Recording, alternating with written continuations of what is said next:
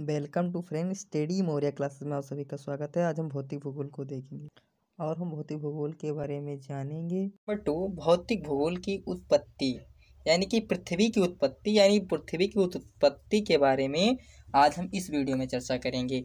तो आज हम देखते हैं भौतिक यानी कि पृथ्वी की उत्पत्ति के बारे में।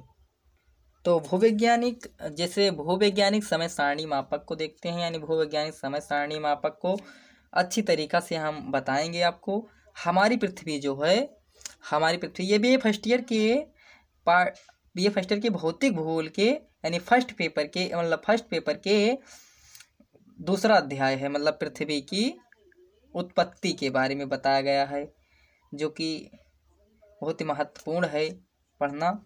तो आइए देखते हैं भूवैज्ञानिक समय सारणी में देखते हैं। तो ये हमारी पृथ्वी की आयु 4.6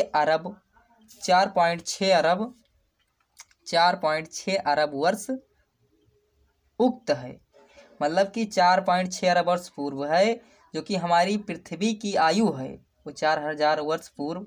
उक्त आयु जो है पुष्टि उल्का पिंडों एवं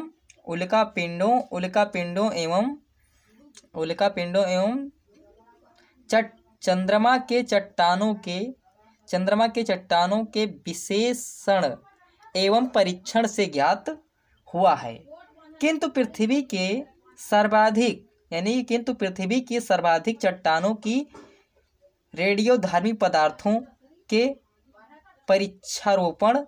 परीक्षारोपणांत पृथ्वी की आयु 3.9 अरब वर्ष पूर्व निर्धारित की गई है, यानी कि जो पृथ्वी है 4.6 अरब वर्ष पुरानी है, यानी पूर्व में बनी है, और इसकी जो आगे की आयु है जो कि 3.9 अरब वर्ष तक निर्धारित की गई है कि तब तक पृथ्वी रहेगी। वैसे कोई लगभग कहा नहीं गया है, लगभग लगा हुआ है इस समय। ज्ञातव्य है कि यानी कि ज्ञात है हमें कि जो उल्का पिंडों का चंद्रमा चट्टानों से प्राप्त विश्लेषण पृथ्वी की आयु अधिक प्रमाणित माना जाता है, यानी जो चंद्रमा चट्टानों से प्राप्त विश्लेषण पृथ्वी की दूरी है की आयु जो है वो प्रमाणित माना जाता है। पृथ्वी की भूगर्भिक इतिहास की व्याख्या जो है का सर्वप्रथम प्रयास फ्रांसीसी वैज्ञानिक कांस्ते द बफन ने किया था। जो इसका सर्वप्रथम प्रयास जो था फ्रांसीसी वैज्ञानिक कांस्ते द बफन ने किया था। वर्तमान में पृथ्वी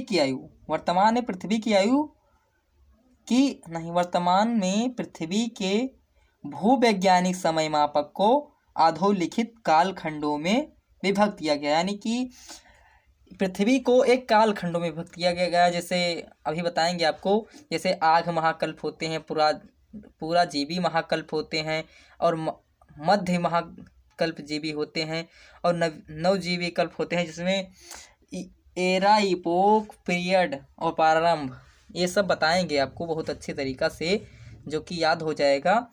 तो सबसे पहले पढ़ने के लिए अगर सही से पढ़ें भूगोल को हम, तो सबसे पहले हमें पृथ्वी को कितने भागों में डिवाइड किया गया, पृथ्वी कब हमारी बनी, और कब उसके कितने महाकल्पों में विभाजित किया गया है, कितने महाकल्प में, जैसे कि सेनोजोइक, मेसोजोइक ऐसे थे। तो नियोजोइक, सेनोजोइक, मेसोजोइक, ट्यूजोइक ऐसे सब थे जो महाकल्प के नाम से जाने जाते हैं। तो आइए आगे देखते हैं इसे, तब उधर बताएंगे आपको हम। पृथ्वी सौरमंडल का एक सदस्य ग्रह है। पृथ्वी की सामान्य परिचय देख लेते हैं, पृथ्वी क्या है, कैसे बनी है, ये सब देख लेते हैं, उसके बाद में इसको स्टार्ट करते हैं। पृथ्वी सौरमंडल का एक सदस्य ग्रह है। पृथ्वी या सौर मंडल के किसी सदस्य की उत्पत्ति समझने के लिए, यानी जो पृथ्वी या सौरमंडल के किसी भी सदस्य के ग्रह को समझने के लिए, जो कि उत्पत्ति समझने के लिए सौरमंडल की सामान्य उभयनिष्ठ विशेषताओं का ज्ञान होना आवश्यक है। यानी कि सौरमंडल के की सामान्य व उभयनिष्ठ विशेषताओं का ज्ञान होना आवश्यक है। सौरमंडल, वायुमंडल, सूर्य। सौरमंडल में सूर्य को अलावा 9 ग्रह उपस्थित हैं। यानी सूर्य के अलावा 9 ग्रह उपस्थित हैं। जिससे सौरमंडल का आकार तस्तरी नुमा है। जो सौरमंडल यानी हमारी पृथ्वी है पूरा, उसकी जो आकार है वो तस्तरी नुमा है। जिसके मध्य में सूर्य की स्थिति संपूर्ण सौरमंडल की व्यास, जो संपूर्ण सौरमंडल की व्यास है वो है 733 करोड़ मील, यानी ब्रैकेट में देखते हैं 1173 करोड़ किलोमीटर के लगभग है। पृथ्वी सूर्य से 149 इकाई, दहाई, सैकड़ा, हजार, 10,000 14 करोड़ 96 लाख किलोमीटर। और इसे अगर पॉइंट में ही देख लेते हैं 1.496 गुणे 10⁸ km किलोमीटर मतलब की दूरी पर स्थित है। तथा इसकी व्यास है 12.742 किलोमीटर तथा औसत घनत्व 5.52 और ब्रैकेट में देखते हैं 10⁻³ किलोमीटर क्यूब माइनस में क्यूब के संदर्भ में। अब आइए, ग्रह कितने प्रकार के होते हैं? तो आंतरिक ग्रह होते हैं और बाह्य ग्रह होते हैं। आंतरिक ग्रह कौन कौन है? तो आंतरिक ग्रह में बुध, शुक्र, पृथ्वी, मंगल। बुध, शुक्र, पृथ्वी, मंगल आकार में छोटे होते हैं, उनका घनत्व अधिक होता है। यानी जिसका घनत्व अधिक होगा वह आकार में छोटे होंगे। यानी कि जितने ही ग्रह छोटे होंगे उसका घनत्व उतना ही अधिक होगा। तो आइए और देखते हैं, उनका घनत्व अधिक होगा। प्रत्येक का घनत्व 4 × 10⁻³ किलोमीटर क्यूब या उससे अधिक है।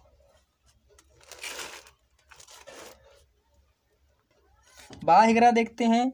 बाहरी ग्रह, वो आंतरिक ग्रह था, वे बाह्य ग्रह आता है। बाह्य ग्रह का आकार में अत्यधिक बृहद मतलब बड़े होते हैं।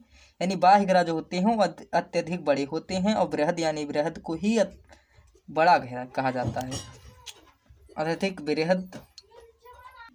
बाह्य ग्रह देखते हैं। बाह्य ग्रह का आकार अत्यधिक बृहद परंतु इसका घनत्व अधिक होना यानी अत्यधिक कम है। मतलब कि जब इसका यहाँ था घनत्व अधिक है, अगर आकार छोटा है तो घनत्व अधिक है और आकार बड़ा है तो घनत्व अत्यधिक कम होगा, मतलब बहुत कम होगा। उदाहरण के लिए बृहस्पति की अर्धव्यास एवं आयतन पृथ्वी से क्रमशः 10 गुना एवं 1000 गुना अधिक है। यानी बृहस्पति की अर्धव्यास जो है एवं आयतन पृथ्वी से क्रमशः, यानी बृहस्पति की अर्धव्यास यानी बृहस्पति की आधा व्यास एवं आयतन पृथ्वी से क्रमशः 10 गुना 1000 गुना अधिक है। और शनि का घनत्व तो पानी के घनत्व से भी कम है, यानी कितना 10⁻। प्लेटो इसका अपवाद है। आकार में छोटा परंतु घनत्व में अधिक। 9 ग्रहों में बृहस्पति को केंद्रीय संदर्भ में ले तो जो आकार में सबसे बड़ा है और केंद्रीय संबंध में ले तो ये सबसे बड़ा है। वैज्ञानिक संकल्पना, आइए वैज्ञानिक संकल्पना देखते हैं। ये वैज्ञानिक संकल्पना देख लेते हैं। पृथ्वी की उत्पत्ति के संदर्भ में संभवतः सर्वप्रथम तर्कपूर्ण परिकल्पना का संपादक वैज्ञानिक फ्रांसीसी कास्तेदा बफन द्वारा 1749 ईस्वी में किया गया था। इसके बाद इस क्षेत्र के अनेक विद्वान आए, या यूँ कहें कि विद्वान थे। यानी कि पृथ्वी का जो पहले वैज्ञानिक फ्रांसिस कास्तेदफन के द्वारा 1749 ईस्वी में किया गया सर्वेक्षण जो है इसका किया गया। उसके बाद में अनेक विद्वान आए, अनेक विद्वानों का मत है। फिर आइए देखते हैं परिकल्पना क्या है। परिकल्पना क्या है यानी परिकल्पना करना क्या है, से कल्पना करना या परिकल्पना करना क्या है। जो परिकल्पना करके मान करके यानी परिकल्पना करके जो मान लिया जाता है, जो कल्पना कहते हैं आप, वही मान लिया जाए उसे परिकल्पना कहते हैं। जैसे पहले के दार्शनिक लोग थे जो कह देते थे वही मान लिया जाता था। यानी पहले के जो दार्शनिक लोग थे जैसे अरस्तु, सुकरात, प्लेटो, ये सब थे जो इनके कहने पर मान लिया जाता था। आइए महाकल्पों को देखते हैं जो कि बहुत ज़रूरी है। सामान्यतः एरा क्या है, महाकल्प एरा क्या है। तो यह सामान्यतः सबसे बड़ा काल खंड माना गया है या काल खंड होता है। अब दूसरा देखते हैं युग क्या है, इपोच, जिसे इपोक कहते हैं। महाकल्पों को पुनः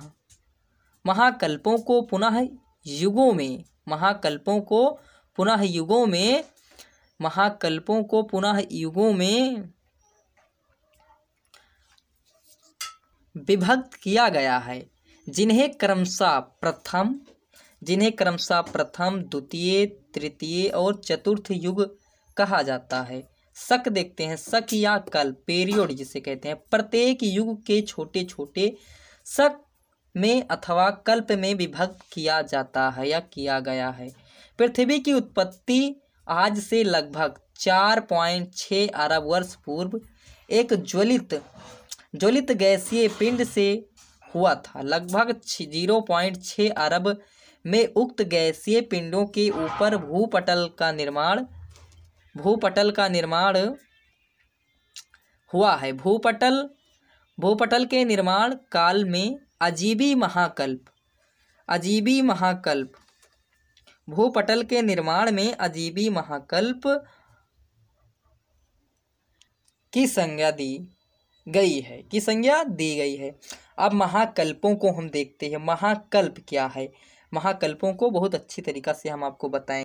अभी तो हम आपको सिर्फ महाकल्पों को याद करा देते हैं और अगले वीडियो में हम महाकल्पों को बताएंगे कि कौन सा युग किस युग में क्या हुआ, इसके बारे में अगले वीडियो में चर्चा करेंगे, जिससे स्पेशल सिर्फ महाकल्पों के बारे में, इसी भूगर्भिक समय सारणी के बारे में ही पूरा डिस्कस करेंगे कि क्या होता है। तो महाकल्प, जैसे महाकल्प है इयोजोइक, एराकल्प, प्रथम युग आर्कियन, पूरा कैम्ब्रियन। आर्कियन 0 से शुरू होता। आर्कियन जो है ये आर्कियन यहाँ से हम नहीं पढ़ेंगे, हम नीचे से पढ़ेंगे। एक बार आप देख लीजिए, उसके बाद हम नीचे से देखते हुए आएंगे। तो आइए स्टार्ट करते हैं, इसको बताते हैं और याद कराते हैं आपको। पहला नूतन कल्प यानी नीचे से बिल्कुल 10,000 नूतन कल्प को चतुर्थ युग के नाम से जाना जाता है। यही सबसे पहले किया गया है, इसे नूतन कल्प कहते हैं। तो जैसे इसमें है प्लेस्टोसीन, होमोसीन। तो पहले होमोसीन को देखते हैं। होमोसीन 10,000 वर्ष पूर्व था। यानी जो होमोसीन है ये 10,000 पूर्व वर्ष पहले था। और फिर चतुर्थ में देखते हैं प्लेस्टोसीन, ये 10 लाख वर्ष पूर्व था। और फिर आते हैं नवजीवन महाकल्प यानी इयोजोइक एरा। इयोजोइक एरा मतलब आग है। इयोजोइक एरा नवजीवन महाकल्प। तो आइए इसको देखते हैं। पहला प्लेस्टोसीन जो 1.10 करोड़ वर्ष 1.10 करोड़ वर्ष पूर्व यानी पहले था। उसके बाद मायोसीन आता है। मायोसीन 2.5 करोड़ वर्ष पूर्व पहले था। फिर ओलियोसीन 4 करोड़ वर्ष पूर्व था। इयोसीन ये था 7 करोड़ वर्ष पहले था। और देख लेते हैं मध्य मध्यनिवी महाकल्प जिसे मेसोजोइक कहते हैं, मियोजोइक एरा कहते हैं। द्वितीय है इसे तीसरे देखते हैं क्रेस्टेशियस जो है 13.5 करोड़ वर्ष अर्ब पूर्ण यानी पूर्व हुआ था। और दूसरा देखते हैं जुरेसिक 18 करोड़ वर्ष पहले था। और ट्रियासिक 22.5 करोड़ वर्ष पहले। फिर आगे देखते हैं पुराजीवी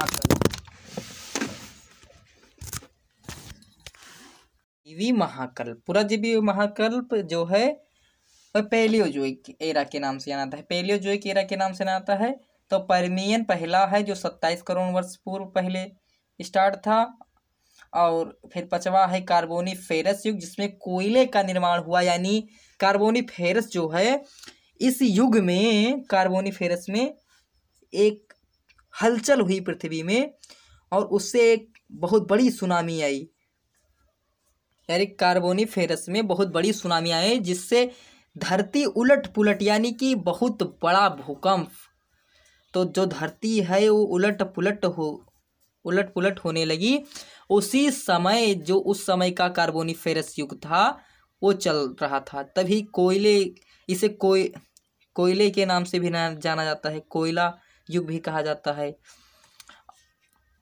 कोयला युग डिवोनियन युग को फिर डिवोनियन युग 40 करोड़ वर्ष पूर्व पहले था। और फिर सेलुरियन 14 करोड़ वर्ष पूर्व था। ऑर्डोविजियन फिर कैम्ब्रियन जो कि 50 करोड़ वर्ष पूर्व से 60 करोड़ वर्ष पूर्व से था। और पूरा कैम्ब्रियन जो था 10 करोड़ वर्ष पूर्व पहले 80 करोड़ वर्ष पूर्व पहले। उसके बाद देखते हैं आर्कियन इसके बाद जो अब आधुनिक चल रहा है वही है। तो आर्कियन इस समय चल रहा है।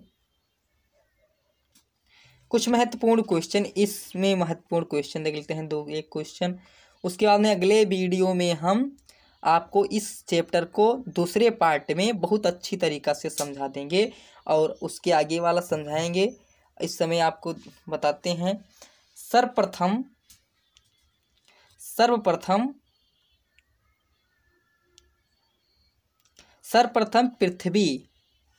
पृथ्वी की उत्पत्ति के संदर्भ में संबंध में तर्कपूर्ण परिकल्पना का प्रतिपादक कास्तेदाद बफन हैं। फ्रांसीसी 1749 ईस्वी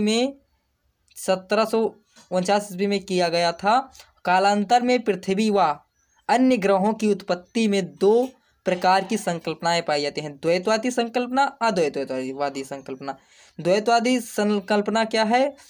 द्वैतवादी संकल्पना इसमें दो तारों के